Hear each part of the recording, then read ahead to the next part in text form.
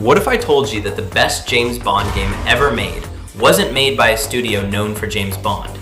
And what's even crazier, this game almost made me forget GoldenEye exists.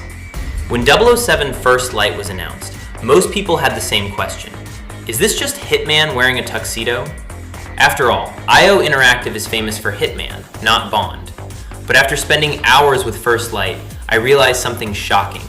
This isn't trying to copy the Bond movies, it's trying to rebuild James Bond from the ground up. And by the end of this video, you'll understand why so many people are calling this one of the biggest surprises in gaming. But before we get to the game's biggest strength, let's talk about the risk that could have completely destroyed it.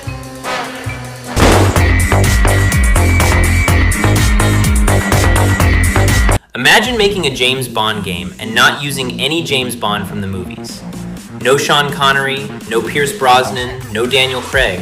Instead, IO Interactive created an entirely new Bond, a younger Bond, an inexperienced Bond, a Bond who hasn't earned the title of legend yet. Now on paper that sounds dangerous, because when fans think of Bond, they think of confidence, style, charm, and perfection. This Bond makes mistakes, gets frustrated, acts impulsively, and that's exactly why he works. For the first time in a Bond game, you're not playing the finished product, you're watching the creation of James Bond. And trust me, that decision changes everything. Because it allows the game to do something previous Bond games never could. It gives Bond actual character development. But we'll come back to that, because first we need to address the giant elephant in the room. Let's be honest, the second IO Interactive was announced as the developer, everyone thought the same thing. Oh great, it's Hitman with Bond.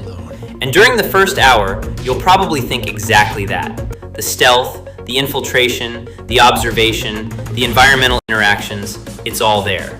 But then, something happens. The game starts showing its real identity. Unlike Agent 47, Bond isn't designed to disappear. He's designed to adapt. Where Hitman rewards perfection, First Light rewards improvisation. And that completely changes how missions feel. You aren't simply sneaking through levels, you're surviving them. You're manipulating situations. You're recovering from mistakes. You're thinking like a spy instead of an assassin. And that difference becomes more obvious as the game progresses. But what really sells the fantasy isn't the stealth, it's the gadgets. And some of these gadgets are exactly what Bond fans have been waiting years for. Here's something many Bond games got wrong. The gadgets often felt like decorations. Cool to look at, pointless to use. First Light changes that. Almost every gadget has a practical purpose. Need information? There's a gadget for that. Need access? There's a gadget for that. Need a distraction? There's a gadget for that. Need a creative solution? You guessed it. The game constantly encourages players to think beyond guns. And honestly, that's what being Bond should feel like. Not a soldier, not a superhero, a spy, a problem solver. And once you start approaching missions that way, the entire game becomes far more interesting. But here's where things get really impressive. Because while the gameplay is great, the story might actually be better. This is where First Light shocked me, because I expected a fun spy adventure. I didn't expect to care about Bond as a character, yet somehow, IO Interactive pulled it off. The younger version of Bond gives the writers room to explore things we've never really seen before. Self-doubt, growth, failure, responsibility. You watch him slowly become the Bond we know. And because he isn't perfect from the beginning, every success feels earned. The game takes you across multiple locations around the world. Each mission feels like a chapter in a massive spy thriller. And unlike many action games, the pacing rarely drags. Every time you think you've figured out where the story is going, it introduces a new problem, a new threat, or a new twist. And that's where the game became genuinely difficult to put down. But despite all these positives, there is one area where First Light doesn't completely stick the landing. And if you're expecting perfection, you need to hear this. Let's talk about the flaws, because yes, they exist. The biggest issue is the combat.